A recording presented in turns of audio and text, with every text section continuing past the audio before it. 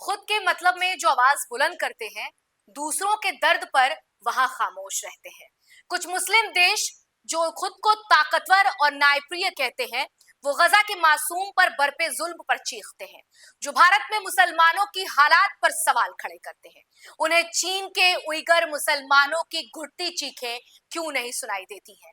क्या इंसाफ का तराजू भी अब सियासी फायदे और कूटनीतिक रिश्तों के हिसाब से झुकने लगा है?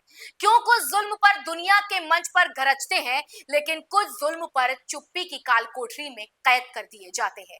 क्या इंसानियत भी अब सरहदों, मजहबों और राजनीतिक हितों के मुताबिक परिभाषित होने लगी?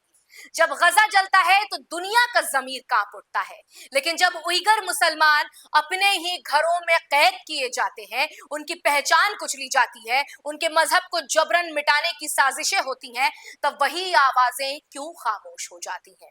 थाईलैंड के उइगर मुसलमानों को चीन को सौंपना ये बड़ा सवाल है।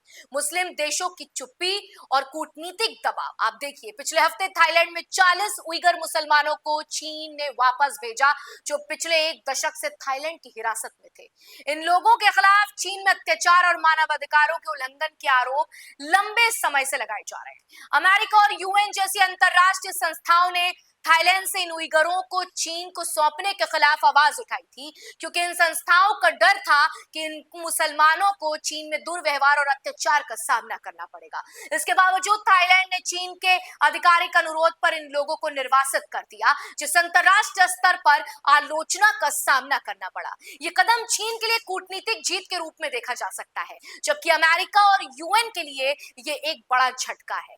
इन 40 उइगरों को चीन लौटना उन सवालों को और ज्यादा उभारता है जो मुस्लिम देशों की चुप्पी और उनका दोहरा रवैया इस मामले में दिखा रहा है। चीन पर उइगर मुसलमानों के खिलाफ अत्याचार और मानवाधिकारों के उल्लंघन के गंभीर आरोप हैं।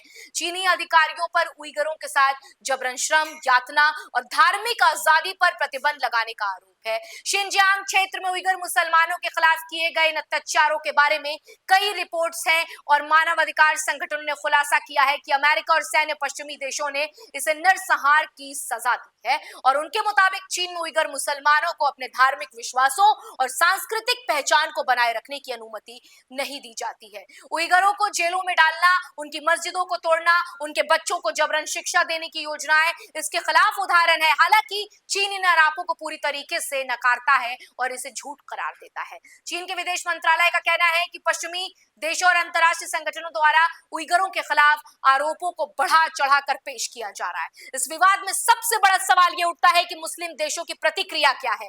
थाईलैंड के कदम की आलोचना अमेरिका और यूएन द्वारा की गई, लेकिन मुस्लिम देशों की चुप्पी बहुत कुछ कहती है। अधिकांश मुस्लिम देशों ने इस मामले पर या तो मौन रखा है या फिर वो चीन के साथ अपने व्यापारिक और कूटनीतिक रिश्तों को प्राथमिकता देते हैं। इस मुद्दे पर कोई स्पष्ट बयान नहीं देते। मुस्लिम देशों की चुप्पी या संकोच ये सवाल उठाती है कि क्या ये देश उइगर मुसलमानों के मानवाधिकारों की रक्षा के लिए पर्याप्त कदम उठा रहे हैं। कई मुस्लिम देशों ने इस बीच चीन और रणनीतिक और व्यापारिक संबंध पर मजबूती से बने हुए। चीन ने एक बेल्ट एंड रोड इनिशिएटिव के तहत इन देशों के साथ कूटनीतिक और आर्थिक रिश्तों को और मजबूत किया है। इन देशों के लिए चीन एक शक्तिशाली आर्थिक साझेदार और क्षेत्र शक्ति के रूप में देखा जा सकता है। यही कारण है कि वो अपने उइगरों के खिलाफ हो रहे अत्याचार पर चुप रहते हैं।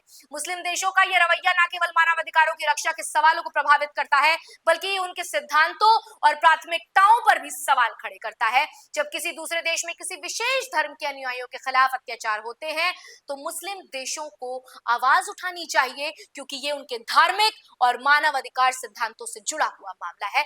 कुछ एक्सपर्ट्स का मानना है कि मुस्लिम देशों की चुप्पी कूटनीतिक दबाव और चीन के प्रभाव का नतीजा हो सकती है। चीन का वैश्विक प्रभाव इतना बढ़ चुका है कि अधिकांश मुस्लिम देश उस दबाव के तहत अपनी प्रतिक्रियाएं व्यक्त करने से डरते हैं। यही कारण है कि इन देशों ने उइगर मुसलमानों के खिलाफ हो रहे अत्याचारों के खिलाफ कुछ ठोस कदम नहीं उठाए हैं। अमेरिका, यूएन और अन्य मानवाधिकार संस्थाएं उइगर मुसलमानों के खिलाफ हो रहे अत्याचारों पर लगातार अपनी आवाज उठा रही हैं, लेकिन इन संस्थाओं की कोशिशें उस स्तर तक प्रभावी नहीं हो पाई जैसा उन्हें होना चाहिए था। थाईलैंड जैसे देशों का कूटनीतिक दबाव में आकर इस तरीके का कदम उठाना, जहां किसी को वापस भेजा जाता है तो उत्पीड़न का शिकार हो सकता है। ये गंभीर संकेत हैं कि अंतर्राष्ट्रीय संस्थाएं अपने उद्देश्यों को पूरे तरीके से हासिल नहीं कर पा रही हैं। थाईलैंड का उइगर मुसलमानों को चीन भेजने का कदम केवल थाईलैंड के लिए कूटनीतिक निर्णय नहीं है, बल्कि उन देशों के लिए भी एक सबक है जो मानव अधिकारों की रक्षा की बात तो करते हैं, लेकिन कूटनीतिक आर्थिक दबावों के चलते वो किसी निष्कर्ष पर नहीं पहुंचते।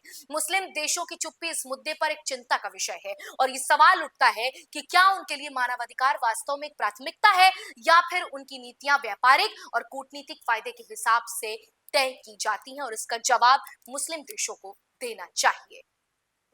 फिलहाल आज की इस वीडियो में इतना ही। आपको हमारा ये वीडियो कैसा लगा हमें कमेंट सेक्शन में लिखकर जरूर बताइएगा, और ऐसी तमाम अहम जानकारी से जुड़े रहने के लिए बने रहिए DNP इंडिया के साथ।